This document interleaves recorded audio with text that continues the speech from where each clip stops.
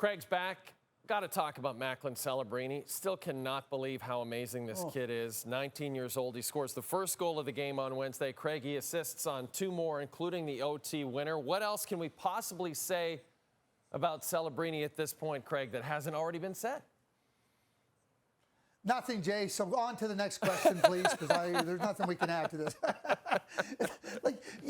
It's amazing what a player that is so young and so good, not good, so great, and you do run out of superlatives to describe him. So let me put it in this context. Not fazed. The spotlight is bright. He just goes out and plays. You know, John Cooper sees that. You know, one of the things that coaches understand when they're right there on the bench, they're working with the players, they can see when a player might be a little bit tense. They can see when a player might be a little bit nervous.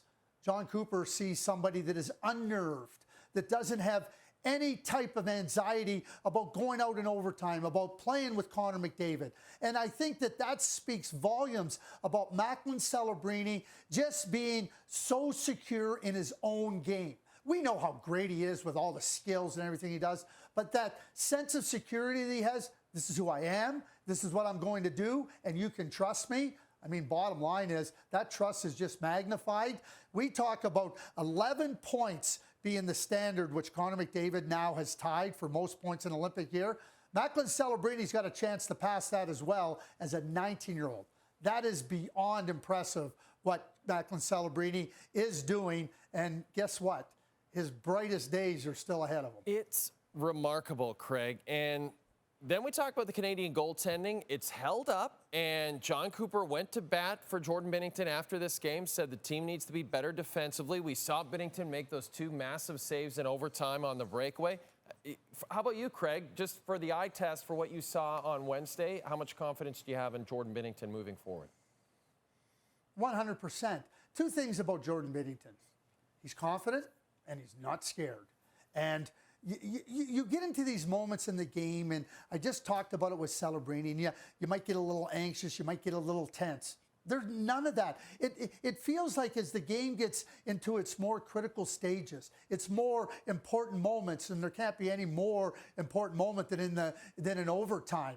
And it seems that he becomes more relaxed. He becomes more dialed in. He reads the play exceptionally well, and we know that he's got confidence and bravado. But with that, he's got ability, but he's also not scared of the challenges that are confronting him. He knew at 3-2, I can't let the next goal in. And he knew in overtime, obviously, if he lets the next one in, it's over. It's curtains for Canada. So absolutely no doubt. And coming into the Olympics, there's no question that there should have been some doubt around Jordan Binnington. There's no way that Doug Armstrong or John Cooper, as much belief as they have in Jordan Binnington, that they couldn't have said, geez, he's going to have to prove it to us. Because that was where Jordan Binnington found himself with his play for the St. Louis Blues leading up to the Olympics. But they said, hey, we've seen what he can do in those big moments, and he has certainly rewarded that confidence and belief that management and Coach Cooper have had in him. And now the attention shifts to Friday, where Canada will face Finland for a shot in the gold medal game, and the Finns come back with 6.5 minutes left in the hockey game, down 2-0. They beat Switzerland. An incredible win in overtime for the Finns. Craig, maybe the biggest break Canada got this year is the fact that Sasha Barkov was injured in training camp for the Florida Panthers and is not able to play for Finland at this tournament, because he would be a massive difference maker for them, as you know. But is there anything else about this Finnish team that you have seen in this tournament, Craig, that you think maybe could give Canada trouble on Friday? Well, just the way that the Finns play. And you understand that they're going to play like together. They're going to play with a real purpose. They're going to play with a real tenacity and a real competitive spirit. I thought Switzerland played really, really strong in this game. But what ends up happening, Sebastian Aho finds his way through. Then the tying goal. I mean, just establishing yourself in front of the net. And then in overtime, we see what ends up happening. And Saros has played really well. They were going to need Saros to really get his game to a good high level. And he has done that in these Olympics. And certainly without Sasha Barkov, their chances of being a gold medalist are reduced. But this is a team, and I've said it all the way through. They're a team that some way always finds a way. And they're going to pose a real challenge for Canada in the semifinal. And that's a good thing.